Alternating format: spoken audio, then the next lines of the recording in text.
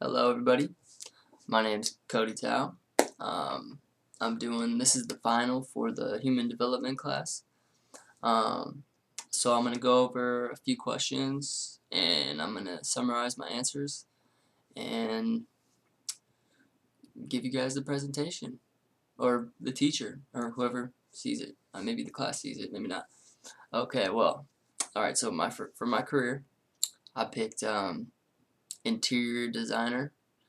It was kind of a hard decision because interior designing isn't really like, um, I haven't really looked into it too far so far, but it does seem like a pretty fun career, and it does seem like I can utilize my skills, my creative skills, my visualization skills, and who knows, maybe I could work, maybe I wouldn't have to be the usual interior designer. Maybe I could design, type traditional style or meditation style designing for, like, creeks and waterfalls in the house, and plant life and that kind of stuff. I'm kind of interested in that kind of stuff.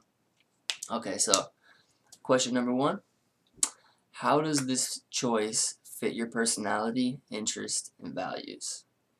All right, and I said that this job, interior designing, fits my personality, interests, and values because I'm a creative person. I've always loved art and creative studies.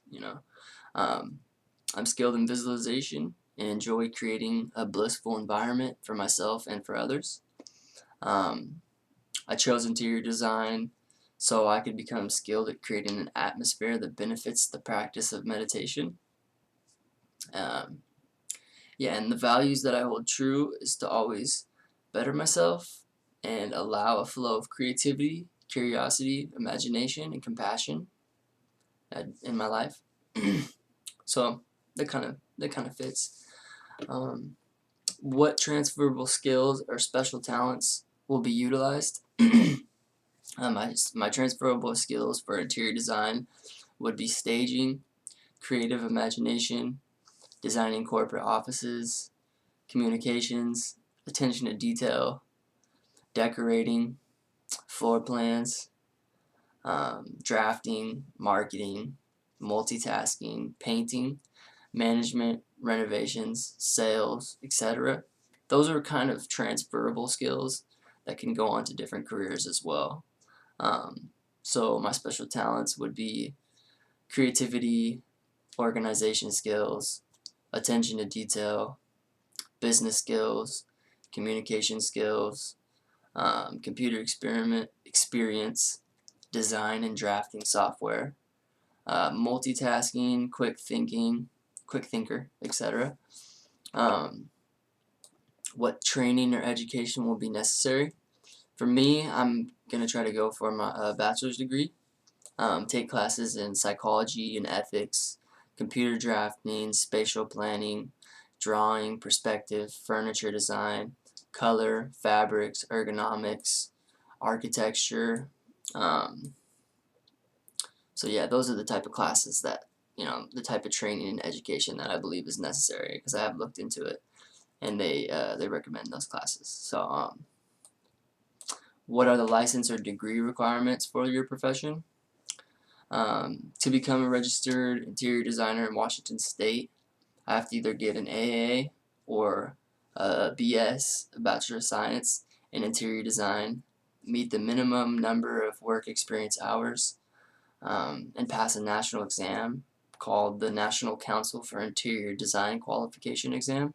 Kind of big name, but um, people who are in their bachelor's degree can usually qualify for an apprenticeship program that usually lasts 1 to 3 years at a design firm, architectural firm, or a furniture store. So that works towards the career itself. And what is the timeline for completion of training education for this profession? And my timeline for training would be 2 more years of education and 2 years work experience and some volunteer work here and there. Um, what requirements are needed for admission to and completion of desired degree? And the requirements for admission and completion is my Bachelor's of Science degree in interior design,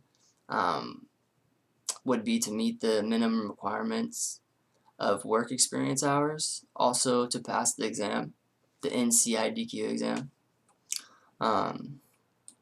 What steps should you now take to help you along your career path? First, I need to get my bachelor's degree in interior design, start doing volunteer work in the field, maybe volunteer a little bit for some classes on campus, pass the qualification exam, do an apprenticeship program at a design or architectural firm, then complete the minimum amount of work hours and experience through volunteer work. The more volunteer work I can find, the better, because it will stand out on the resume and it will probably, stand out over other people that are trying to get the same job. So I'm going to try to find as much volunteer work as possible.